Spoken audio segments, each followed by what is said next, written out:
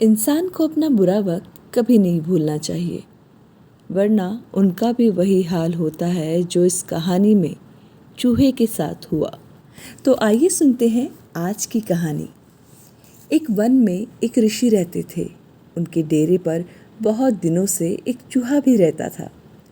ये चूहा ऋषि जी से बहुत प्यार करता। जब वे तपस्या में मग्न होते तो वह बड़े आनंद से उनके पास बैठा भजन सुनता रहता था। यहाँ तक कि वह स्वयं भी ईश्वर की उपासना करने लगा था। लेकिन कुत्ते, बिल्ली और चील कौवे आदि से वो सदा डरा डरा और सहमा हुआ सा रहता था। एक बार ऋषि के मन में उस चूहे के प्रति बहुत दया आ गई। वो सोचने लगे कि ये बेचारा चूहा हर समय डरा सा रहता है, क्यों ना इसे शेर बना दिया जाए ताकि इस बेचारे का डर समाप्त हो जाए और ये बेधड़क होकर हर स्थान पर घूम सके। ऋषि बहुत बड़ी दैविक शक्ति के स्वामी थे।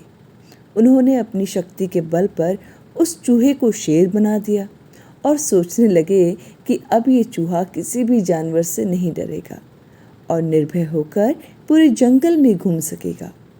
लेकिन चूहे से शेर बनते ही चूहे की सारी सोच बदल गई। वह सारे वन में बेधड़क घूमता। उससे अब सारे जानवर डरने लगे और उसे प्रणाम करने लगे। उसकी जय जयकार होने लगी।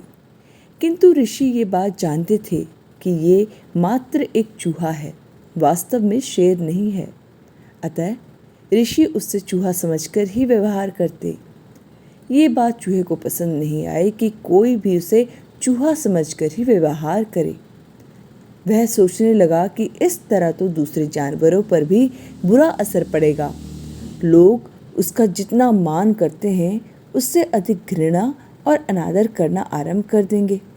अतः चूहे ने सोचा कि क्यों ना मैं इस ऋषि को ही मार डालूं, फिर ना रहेगा बांस और ना बजेगी बांसुरी। यही सोचकर वो ऋषि को मारने के लिए चल पड़ा। ऋषि ने जैसे ही क्रोध से भरे शेर को अपनी ओर आते देखा तो वे उसके मन की बात समझ गए। उनको शेर पर बड़ा क्रोध आया। अतः उसका घमंड तोड़ने के लिए उन्होंने अपनी दैवीय शक्ति से उसे एक बार फिर से चूहा बना दिया। हमें कभी भी अपने हितैषी का अहित नहीं करना चाहिए, चाहे हम कितने ही बलशाली क्यों ना हो जाएं। हमें उन लोगों को सदा याद रखना चाहिए जिन्होंने हमारे बुरे वक्त में हमारा साथ दिया होता है। इसके अलावा हमें अपने बीते वक्त को भी नहीं भूलना चाहिए। चूहा यदि अपनी असलियत याद रखता तो उसे फिर से चूहा नहीं बनना पड़ता। जो लोग अपने बीते वक्त को याद रखते हैं वो घमंड से दूर रहते हैं। आप भी अपने बीते वक्त को कभी ना भूलें। हरे कृष्णा।